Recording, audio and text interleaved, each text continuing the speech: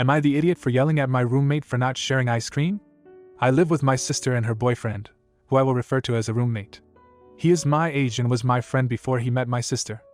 I often bring home food to share with them, because I like to be able to eat with them and bond. They do not spend a lot of time with me otherwise because I am autistic and tend to be really annoying. About 3 weeks ago, I, female 24, bought my roommate, male 24, and sister, 19, about 4 gallons of ice cream and toppings for us all to share. I intended for them to take as much as they wanted, and while they took a lot more than I had expected, I did not complain. I did tell them they could have some. But a few days ago my sister came to me and explained that our roommate bought ice cream for himself and that neither of us are to eat it, as it is just for him, and he is having a bad week. Okay, fine by me, he has every right to get stuff for himself. It was weird that she brought it up though, and it felt kind of targeted to me. I have never taken any food of his at any point. He writes his name on stuff and I don't touch it, so why the clarity with this ice cream? Here is where I became angry. And I am thinking I am probably unreasonable and that my anger was a result of my mental issues and not any real slight on me. I need other opinions. This morning I spotted my sister and him eating the ice cream. They didn't say anything to me, and did not make any move to offer me any.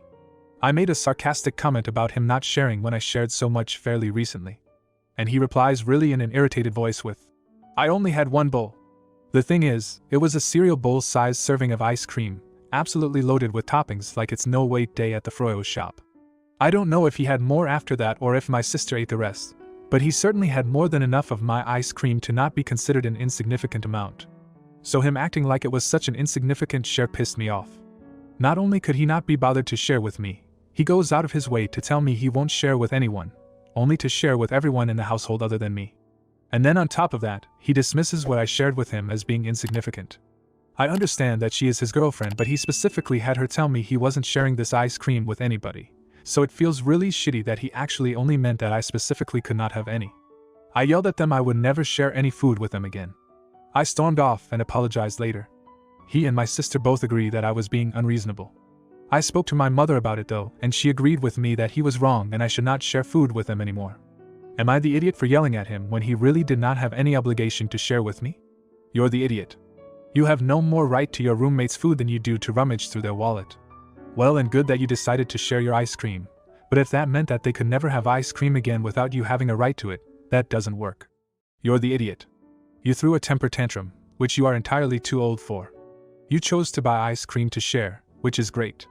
He bought ice cream for himself after a bad week and didn't want anyone else eating it, and there's nothing wrong with that. He then decided to allow his girlfriend to have some. Again, nothing wrong with that. He wasn't obligated to offer you any and you weren't entitled to any. Making sarcastic comments and having a fit were unneeded responses to that. Now, for the next story. Would I be the idiot if I spoke to my in-laws directly about wanting their help more with our kids? My husband, male 32, and I, female 34, have 2 children aged almost 21 months and 4 months. Naturally, this is a difficult and challenging season of our life. Any parent would understand that we are surviving, not necessarily thriving. My in-laws sold their home 3.5 hours away and purchased a home 1.5 hours away under the veil of being closer to us to be more actively involved grandparents to our 2 children. Since they have moved, we do not see them any more than we did when they lived 3.5 hours away. This breaks my husband's heart. Added, they decided to move on their own accord, and told us for months it was because they wanted to be closer to us, which was wonderful to hear, and we were excited for them to be closer for things like grandparents reading day at daycare or for being there Christmas Day with our kids. I encourage him to ask them directly to come visit, to come over XYX days we are free. And encourage him to set up a plan with them so they know we are wanting some help. 2 under 2 has certainly been taxing, and especially the last few weeks, toddler tantrums. I have asked my husband to be more direct and tell his parents we need some help and a break. He instead takes the passive approach of saying if you're free and want to come visit we'd love to see you. Instead of a direct we need help, can you come over? The in-laws have not taken him up on his offers to come visit. My husband is of the opinion that if they wanted to come see their grandkids, they would, so he would not beg or bag, which I don't disagree with. However, we are all at the end of our ropes, and some extra hands to help with the baby and entertain a toddler would be really wonderful. Would I be the idiot if I spoke to my in-laws directly about us wanting their help more? Additional context. We have both had several mental breakdowns in the last few weeks from overstress, frustration, and exhaustion. My family lives 1,500 miles away. We could hire a sitter or a doula. But this is enmeshed with my husband's desire for his parents to be more actively involved in our kids' lives. Edited to add, we are certainly not hoping for someone else to raise our kids. We are also not asking them to come over and babysit. We are asking them to come spend time and maybe feed the baby for us while we tackle some chores or play cards with the toddler so he gets some more 1:1 attention. Edited, we are not looking for a babysitter, nor is our intent to leave them with our kids and we leave to go do our own thing away from the home.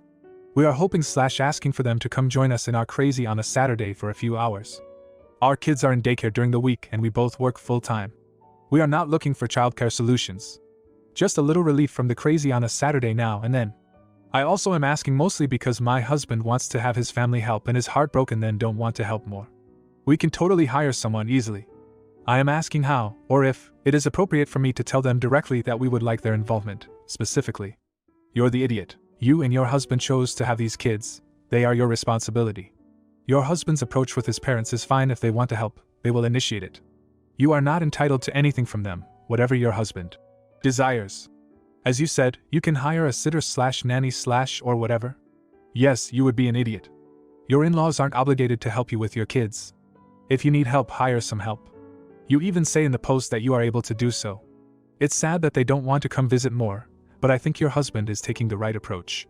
I don't see how making it clear that what you actually want them to do is work, not just visit, is going to make visiting any more appealing to them than it seems to be now. Now, for the next story.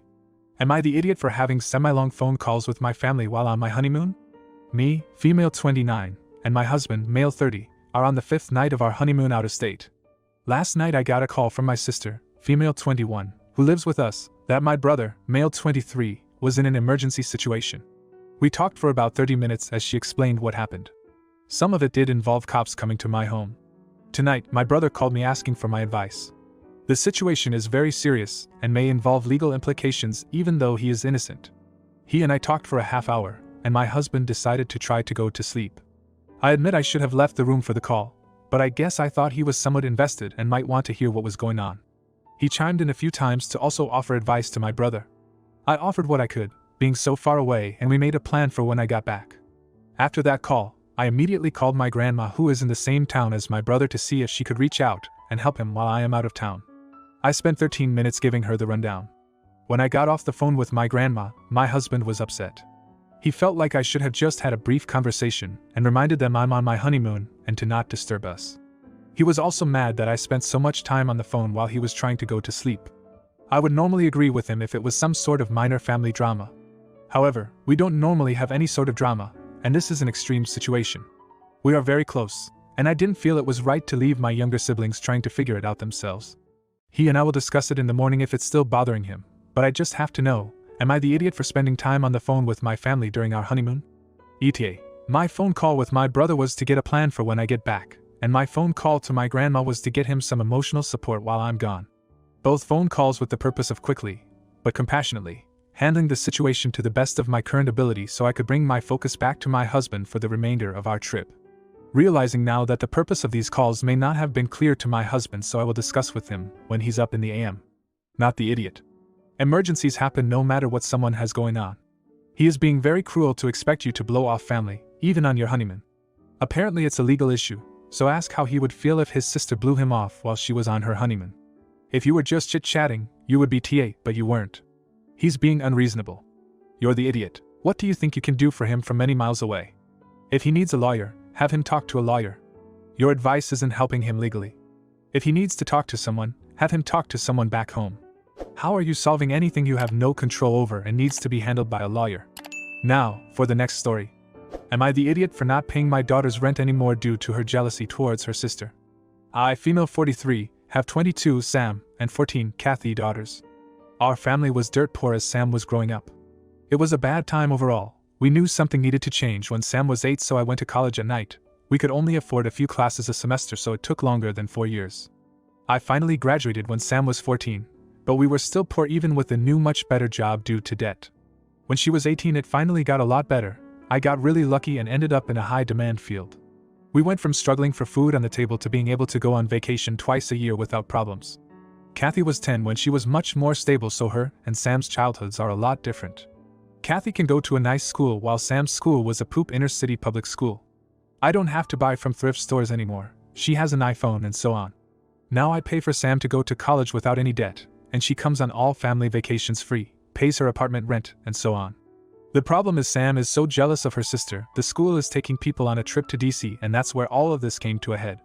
Sam yelled at her sister about how she is a spoiled brat, and told me I should treat her the same way she was growing up. That she should hand me down clothes and have to go to a poop school. We got into a bigger argument about how she believes I should be poor to her sister. I told her if she wants us to be poor so much then she can pay her own rent from now on. She called me an ass when she realized I was serious. She went to our aunts, and they are on her side. Am I the idiot? I will give her a call, see if we can work this out. You're the idiot because you're failing to realize how badly your oldest daughter's childhood hurt her. Yes, you're helping her now, but that doesn't undo the damage already done. Keep doing what you're doing that benefits each girl. Family therapy would be a huge benefit for everyone. You're the idiot. So you decided that it was time for a change once Kathy was born, and you worked to give her a better life.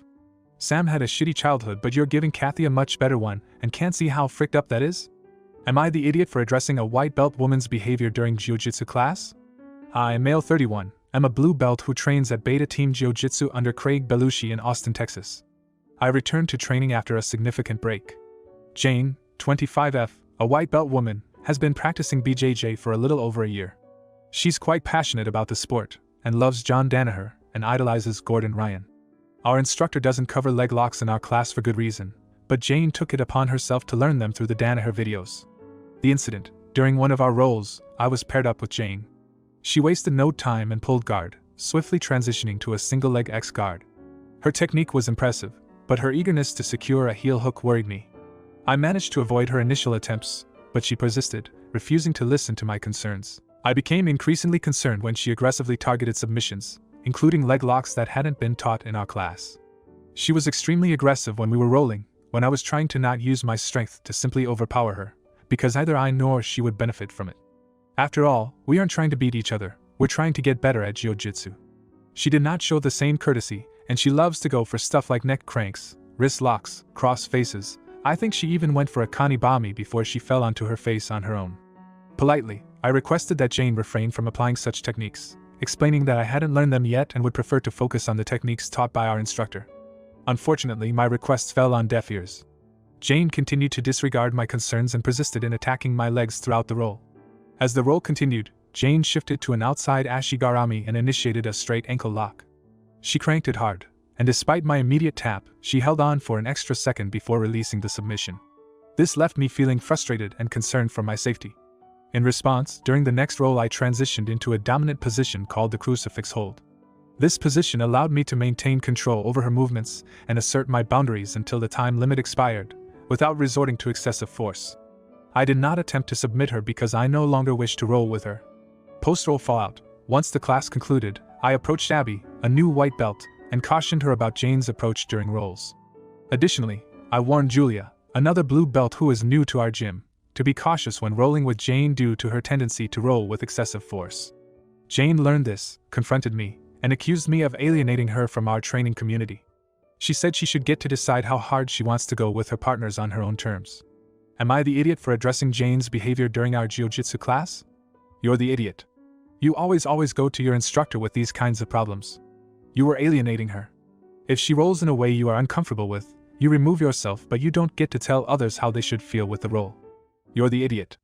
Are you the instructor? Is it your job to inform your classmates about someone's behavior?